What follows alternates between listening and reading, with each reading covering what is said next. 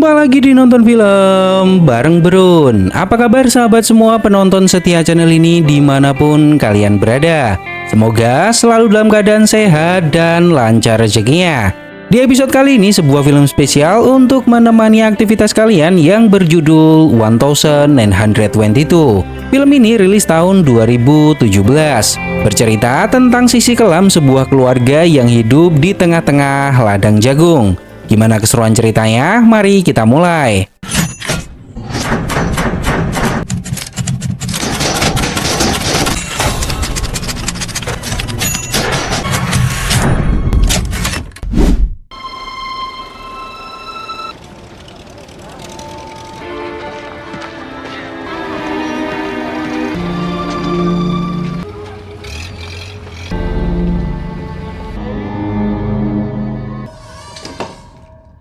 Di awal kisah, seorang pria bernama Will datang ke sebuah hotel menyewa sebuah kamar.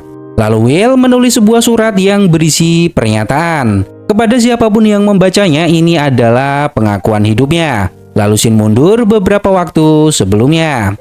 Di sebuah ladang jagung dengan luas lebih dari 100 hektar diwariskan kepada istri Will yang bernama Arlette. Ayahnya meninggal dan mewariskan semuanya pada Arlette. Will memiliki keinginan untuk mempertahankan ladang jagung ini dan suatu saat nanti akan mewariskannya kepada anaknya yaitu Henry yang saat ini masih berumur 15 tahun. Di tahun 1922 kebanggaan seorang pria dilihat dari tanahnya sob dan juga anak laki-lakinya. Walaupun tanah ini milik istrinya, namun setidaknya kepala keluarganya adalah Will. Namun Arlette tidak terlalu suka dan menikmati hidup sebagai seorang petani. Dia memiliki rencana lain untuk hidupnya. Arlette mengatakan ingin menjual semua asetnya di tempat ini dan pindah ke kota. Will mengatakan bahwa pindah ke kota adalah sebuah pilihan yang salah. Kita sedari dulu hidup di desa dan tidak pernah merasakan pahitnya hidup di kota. Henry juga tidak mau pindah ke kota karena dia betah di sini, sob. What do you propose we do with all this money? We could move to Omaha or even St. Louis. Our cities are for fools. I agree with Paul. I want to live in Omaha or any city. We can talk about this after supper.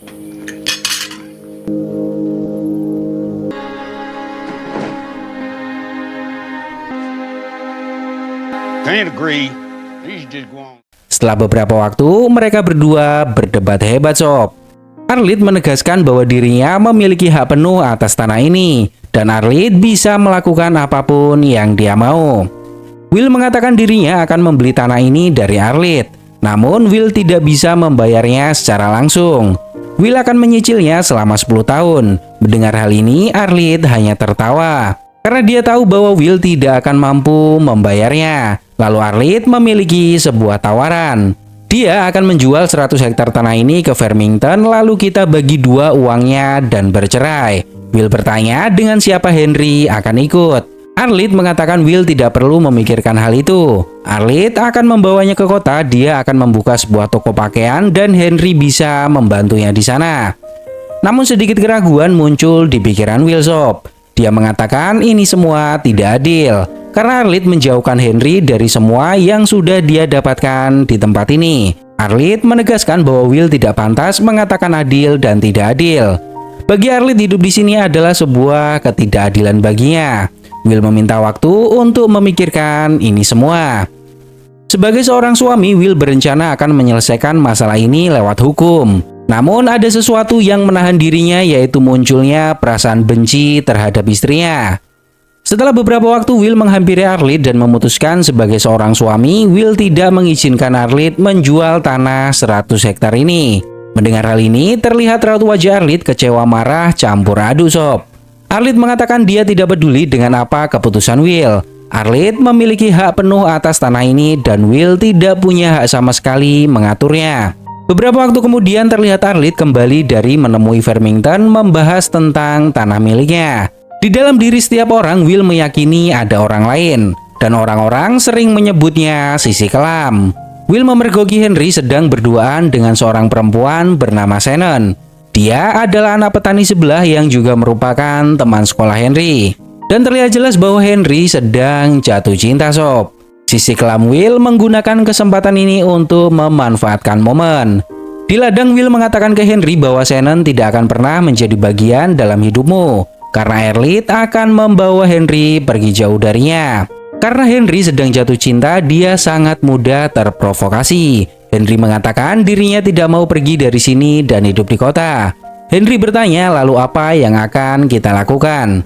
Will mengatakan terkadang kita harus melakukan sesuatu yang harus kita lakukan, walaupun seseorang harus terluka bahkan mati. Mendengar hal ini, Henry sangat terkejut, Sob. Henry bertanya apakah ayah sadar dengan ucapannya. Will menjelaskan jika Arlette meninggal, semuanya akan berjalan sebagaimana mestinya. Kita bisa hidup tenang di sini. Will sudah menawarkan semua solusi yang Will bisa ke istrinya. Namun Arlette menolaknya dan tidak memperdulikan saran-saran dari Will. Mulai detik itu pikiran Henry dipenuhi oleh ketidakpastian. Sikapnya mulai berubah dan sedikit demi sedikit mulai membenci ibunya sendiri. Will mengatakan ke anaknya bahwa kehidupan kita di sini dikelilingi oleh surga. Namun Arlette mencoba menyingkirkan dari kita. Menurutmu apa yang akan kamu dapatkan di kota? Setelah uang habis, kita hanya akan menjadi gelandangan. Saat makan malam, Henry terlihat tidak mau makan, Sob. Dia mengatakan ke ibunya dirinya tidak mau pindah ke kota. Hal ini membuat ketegangan di meja makan. Henry juga mengatakan jika ibu ingin pergi maka pergilah. Henry tidak akan ikut ke kota dan tetap berada di rumah ini. What did you say? I said, leave off. We could be a family. Lawyer shirts. The land is mine to do with as I wish, and I'm gonna sell. You can sit here roasting hogs or make your own bed, but you, my son, I am gonna open a dress. That's my idea.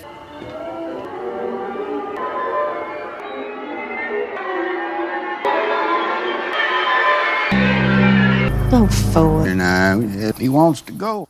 Setelah beberapa waktu, Will berbohong ke Arlette. Dia mengatakan bahwa dirinya dan Henry sudah berunding dan memutuskan untuk mendukung keputusan Arlette. Mendengar hal ini, Arlette langsung senang, Sob. Akhirnya mereka bertiga merayakan keputusan ini dengan minum bersama. Saat minum, Arlette mengatakan bahwa dirinya tahu Henry berhubungan dengan Shannon. Arlette mengatakan jika Henry belum menciumnya, maka Henry adalah pria yang sangat bodoh. Arlette juga mengingatkan agar Henry menjaga jarak dengan Shannon. Jangan sampai dia hamil karena umur Henry masih 15 tahun. Setelah Arlette mabuk berat, Will membawanya ke kamar. Henry memberitahu ayahnya seharusnya ibu tidak mengatakan hal seperti itu terhadap Shannon. Will mengatakan bahwa memang seperti itulah ibumu. Henry bertanya apakah ayah tidak bisa mencari pengacara dan mencoba jalan lain.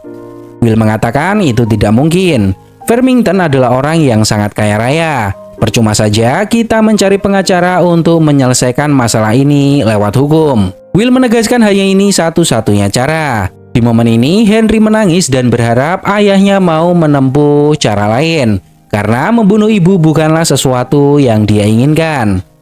Will mengatakan semua ini dia lakukan untuk memperjuangkan haknya. Dan kelak semuanya akan diwariskan ke Henry. Akhirnya mereka berdua mendatangi Arlette di kamar dan membunuhnya, Sob. Be too slow, too painful, too struggle. We'll send her to heaven. It'll be quick. Goodbye, Mom.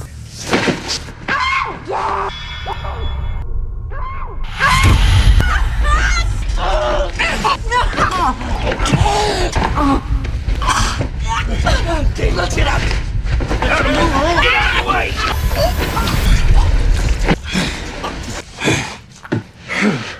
Hated me. Well, this is a thing even more bitter than will show. That's no good. Mereka membawa jasad Arlette ke belakang rumah dan berencana memasukkannya ke sumur tua. Namun tiba-tiba Henry pingsan karena tidak kuat melihat semua ini.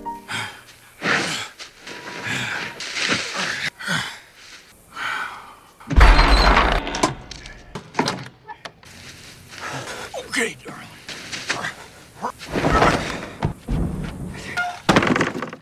Will menyuruh Henry mencari sabun, lalu mereka membersihkan noda darah yang ada di setiap penjuru kamar. Henry meminta izin ke ayahnya untuk tidak pergi ke sekolah. Seseorang mungkin bisa melihat dari raut wajahnya, terutama Shannon. Dia pasti akan tahu Henry menyembunyikan sesuatu. Keesokan harinya, Will membereskan baju istrinya ke dalam koper lalu membuangnya ke dalam sumur. Terlihat jasad Arlette sudah digerogoti oleh tikus got.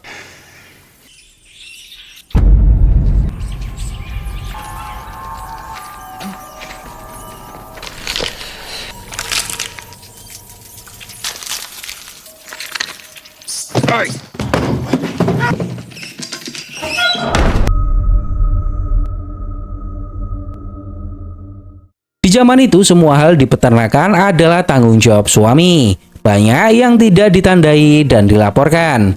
Jika istri menghilang maka urusan selesai. Will akan mengatakan ke polisi bahwa Arlid membawa beberapa pakaiannya dan sebuah koper.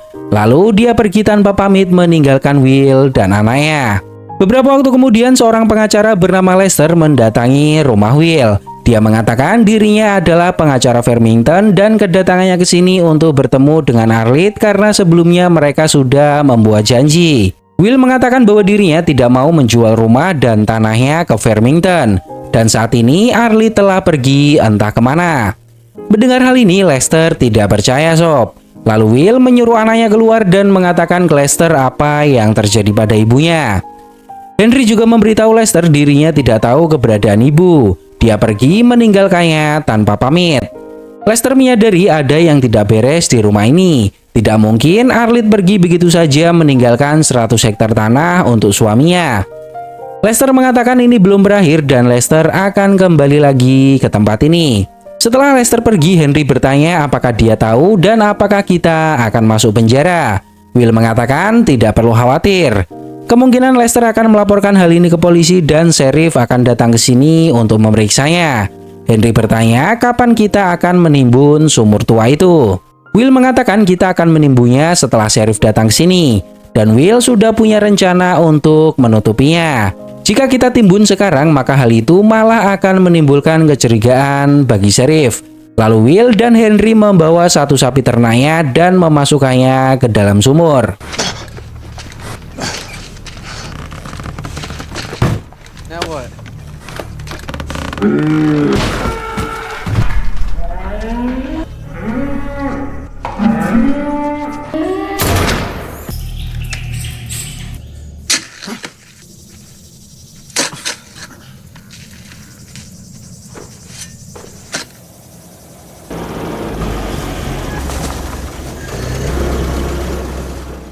Tak selang berapa lama, seorang sheriff bernama John datang ke rumah Will.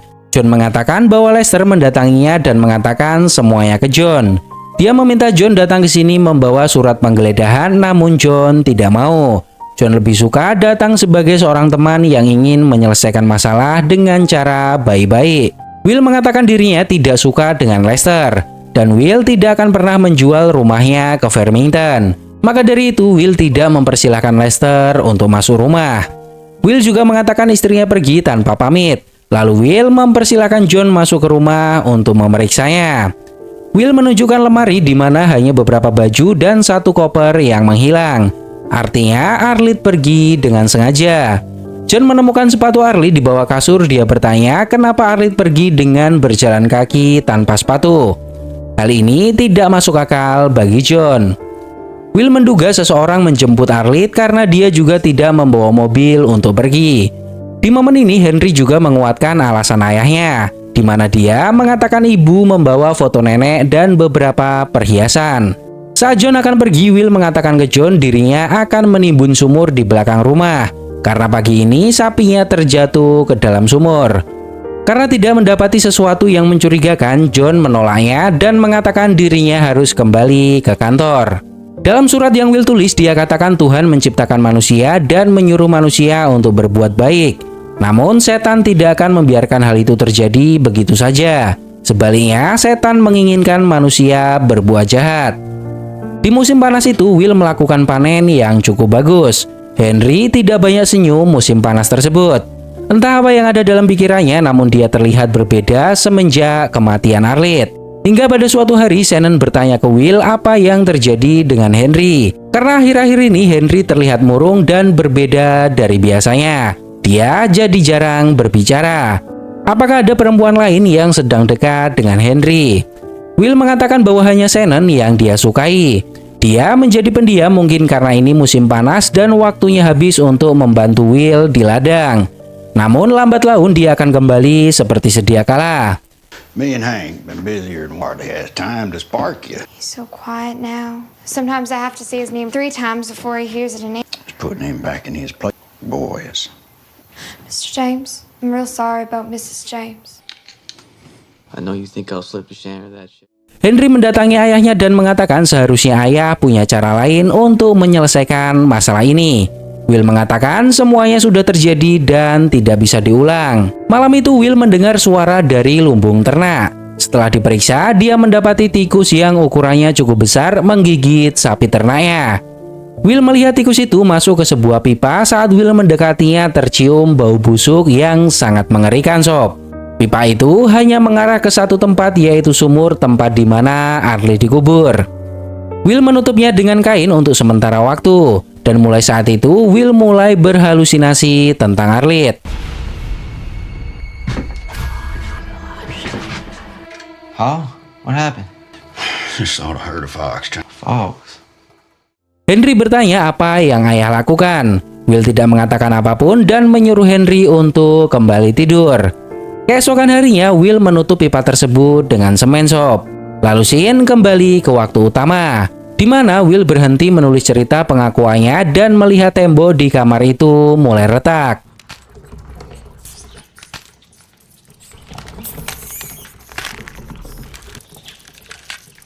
Henry returned from school and brought with him some news. Setelah beberapa waktu, Henry pulang sekolah dan membawa kabar buruk ke Will, di mana saat itu Henry menghamili Shannon. Dan Henry secara terang-terangan ingin menikahinya. Namun ayahnya melarangnya. Will mengatakan bahwa Henry masih berumur 15 tahun, dari mana Henry akan mendapat uang untuk menghidupinya. Henry mengatakan jika Will tidak mempermasalahkan 100 hektar tanah ini, maka Henry akan memiliki uang. Jika waktu itu ibu menjual tanahnya, maka Henry pasti akan mendapat bagian. Namun Will mengatakan ibumu tidak akan melakukan hal itu. Dia tidak akan membaginya ke Henry. Ayah Shannon bernama Herlan. Dia adalah petani kaya dibanding rata-rata petani di wilayah ini. Selama ini Herlan selalu baik padanya. Tapi entah apa yang terjadi, mulai saat itu Will sangat membencinya. Bukan karena dia lebih kaya dari Will, namun mobil Cadillac berwarna biru mengkilap yang dia miliki. Herlan juga memiliki seorang istri yang selalu menurut apa kata suami. Hal itu membuat Will sangat iri kepadanya. Herlan mendatangi Will dan meminta pertanggungjawaban atas apa yang Henry lakukan. Namun Herlan tidak mau menikahkan anaknya dengan Henry. Herlan akan mengirim Shannon ke sebuah tempat hingga dia melahirkan dan meninggalkan anak tersebut ke panti asuhan. Dan selama Shannon berada di sana, Herlan harus membayar $300 untuk biaya hidup Shannon. Herlan tahu Will tidak memiliki uang sebanyak itu, tapi Herlan meminta Will untuk membayar $75 saja untuk membantunya membayar biaya Shannon. Will mengatakan dirinya sudah tidak memiliki uang sama sekali, semua hasil panen sudah habis. Dan sebentar lagi musim dingin tidak ada panen hingga musim panas berikutnya. Namun Herlan tidak peduli. Dia mengatakan saat ini kita menjadi orang tua yang sama-sama menanggung malu atas perbuatan anak-anak kita. Dan kita harus bertanggung jawab untuk semua itu. Herlan juga mengatakan seharusnya Will menjual tanahnya ke Farmington. Maka istrimu tidak akan pergi dan Shannon tidak akan hamil. Henry mengatakan ke ayahnya dirinya akan membawa Shannon pergi. Namun Will melarangnya. Dia menegaskan bahwa memiliki istri tidak semudah yang Henry bayangkan. Apalagi Shannon sedang hamil. Saat ini Henry tidak memiliki uang, bagaimana Henry akan bertahan hidup di luaran sana. Di momen ini Henry benar-benar sudah muak dengan semua saran yang ayahnya berikan, sob. Sambil meneteskan air mata, dia mengatakan seharusnya dulu Henry mendukung ibu menjual tanah ini. You will not, hey, a 5-month pregnant to run off with you. You can't tell me what cut mama's throat with I did what I did for her. What good? Pass them on. There's another way, Pa. You know You cursed it all! Boy. You cursed me! Boy. Keesokan harinya Henry pergi ke sekolah membawa mobil. Lalu Will mulai mencari uang di rumah. Will yakin Arlid sering menyembunyikan uang di rumah. Time I found out there was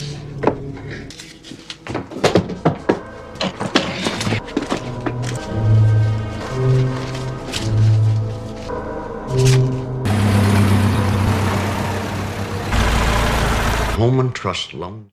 Beberapa waktu kemudian, Will datang ke bank berencana meminjam uang sebesar $35. Namun pihak bank malah menawarinya pinjaman sebesar $750. Untuk apa Will meminjam $35? Bank juga memprovokasi Will bahwa Herlan baru saja membangun lumbungnya menjadi lebih besar dan bagus. Di momen ini Will tidak bisa memutuskan dan meminta waktu untuk memikirkan tawaran tersebut.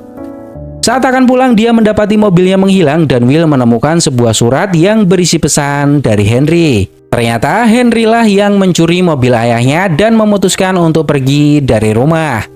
Henry mengatakan bahwa dirinya sangat menyayangi Will. Namun entah apa yang terjadi setelah kematian ibu membawa hidup Henry dalam penderitaan tak berujung. Perlahan emosi dan logika Will mulai berantakan sob. Dia mulai berhalusinasi melihat bayang-bayang istrinya. I've murdered more. The only way.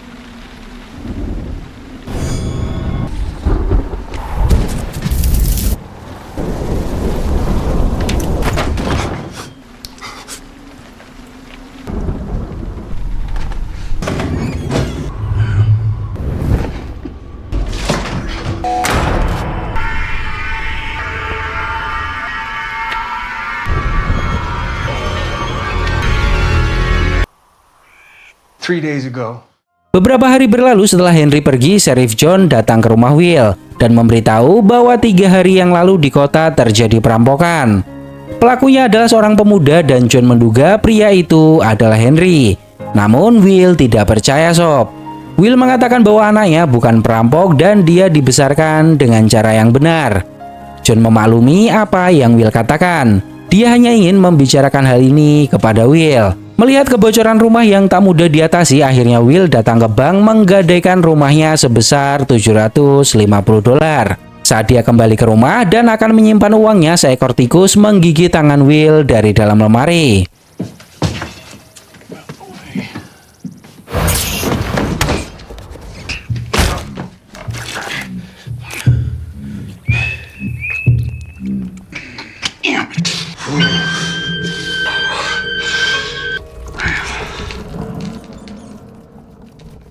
Di kamar hotel yang Will tempati, ternyata retakan di dinding dibuat oleh tikus sob. Tikus-tikus ini selalu mengingatkannya pada Arlette, di mana jasad Arlette digerogoti tikus di dalam sumur. Musim dingin kali itu adalah musim dingin terberat dalam hidup Will. Tangannya terkena infeksi akibat gigitan tikus dan tidak mudah diobati. Dia mencoba menyalakan mobil untuk pergi berobat. Namun karena cuaca ekstrim, mobil tidak bisa dinyalakan. Perlahan logika Will tidak bisa membedakan mana ilusi dan kenyataan. Dia melihat istrinya dengan tubuh yang mengerikan mendatanginya bersama tikus-tikus yang menggerogotinya di dalam sumur.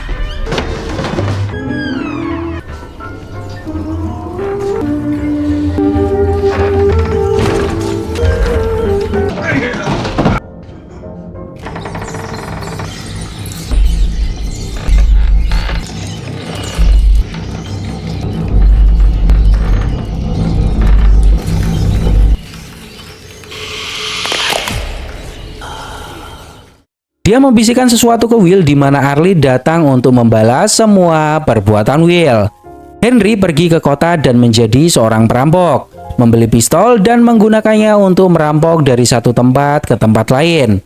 Setelah uangnya cukup, Henry mendatangi Shannon dan mengajak Shannon kawin lari bersamanya. Hingga pada suatu hari, Henry terlibat cekcok di sebuah kedai dan Shannon terkena tembakan di perutnya. Henry membawa Shannon ke sebuah rumah kosong untuk menghangatkan badan.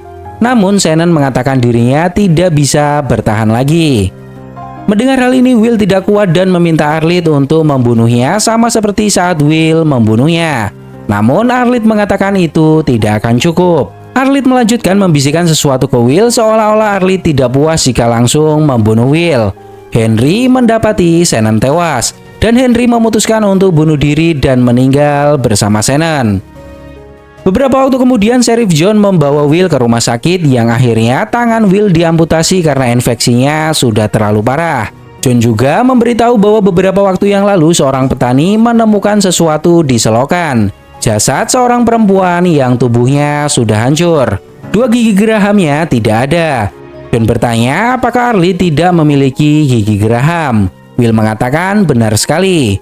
Dari sini John menyimpulkan bahwa saat Arlette pergi dari rumah, dia dirampok dan dibunuh.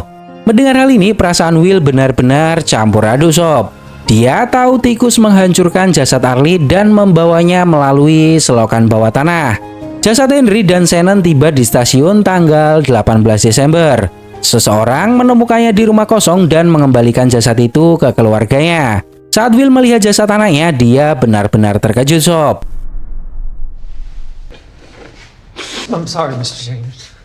Rats got to him. Got to both of them before me. Dokter mengatakan bahwa wajah dan beberapa bagian tubuhnya hancur karena digerogoti oleh tikus. Untung saja seseorang menemukannya. Jika tidak, maka jasad Henry akan habis oleh tikus. Saat upacara pemakaman, Will semakin tidak bisa membedakan ilusi dan kenyataan. Arlid selalu menghantuinya kemanapun dia pergi.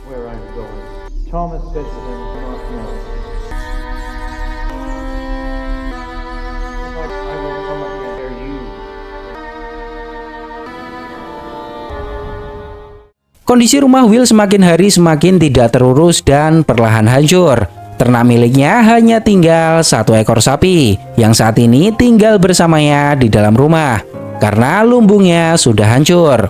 Hingga pada suatu hari Will mendatangi rumah Herlan. Dia berniat menjual rumahnya ke Herlan sebesar $500. Will mengatakan dia lebih suka menjual tanah itu ke Herlan daripada ke Farmington. Herlan mengatakan bahwa saat ini istrinya pergi meninggalkannya karena Shannon meninggal.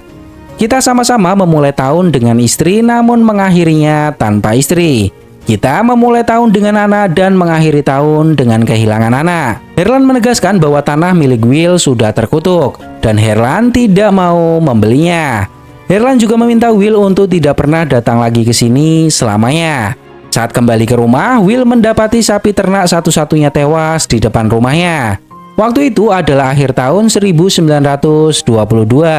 Will mencoba menyelesaikan tulisannya di kamar hotel. Terlihat tikus-tikus memenuhi ranjang. Akhirnya Will kehilangan peternakan dan lahannya sob. Sebuah pabrik memaksa menjualnya dengan harga yang sangat murah. Herlan bertahan hingga tahun 1925, yang akhirnya dia juga bangkrut dan menjual tanahnya. Will pergi ke kota bekerja serabutan untuk menyambung hidup. Baginya bekerja menghilangkan beban pikiran. Namun dia selalu melihat tikus dimanapun dia pergi dan hal itu yang membuatnya tidak betah bekerja. Selama Will menyibukkan diri, dia merasa Arlid selalu menemukannya. Will menghabiskan waktu 2 tahun mengkonsumsi alkohol untuk melupakan tanah 100 hektar miliknya. Dia merasa menjadi orang paling bodoh di dunia ini. Will menyadari bahwa apa yang Henry katakan waktu itu benar. Selalu ada cara lain daripada membunuh ibunya. Dan inilah pengakuan sisi kelam petani Wilfred. There was another one. There always is. But in 1920, the conniving man. If I got down on my knees, I think God would strike. I hope there is no God. I imagine all murderers hope. Son, I was one. No, Pa. But I don't much deserve it. Papa, it'll be quick. Di akhir cerita, Arlid, Henry, dan Shannon mendatangi Will dan bertanya bagaimana Will akan mati. Kemungkinan besar Will bunuh diri di hotel tersebut sob, dan meninggalkan surat untuk siapapun yang menemukannya berisi pengakuan dosanya. Karena Will sudah tidak mampu hidup menanggung penderitaan. Pesan mencolok dari film ini sangat terlihat jelas. Perbuatan buruk apapun yang dilakukan manusia akan kembali padanya dengan cara yang tidak pernah bisa dinalar oleh manusia itu sendiri. Setiap masalah yang datang pasti ada cara untuk menyelesaikannya. Hanya saja setan tidak tinggal diam dan terus merayu manusia menggunakan cara-cara buruk untuk menyelesaikannya. Padahal setan hanya mau menyesatkan manusia ke dalam masalah yang lebih buruk lagi. Dan jika sudah terlanjur hanya akan ada penyesalan dan akal sehat akan bicara. Andai saja waktu bisa diulang, maka aku tidak akan melakukannya. Gimana menurut pendapat kalian tentang film ini sob? Semoga terhibur dan sampai jumpa.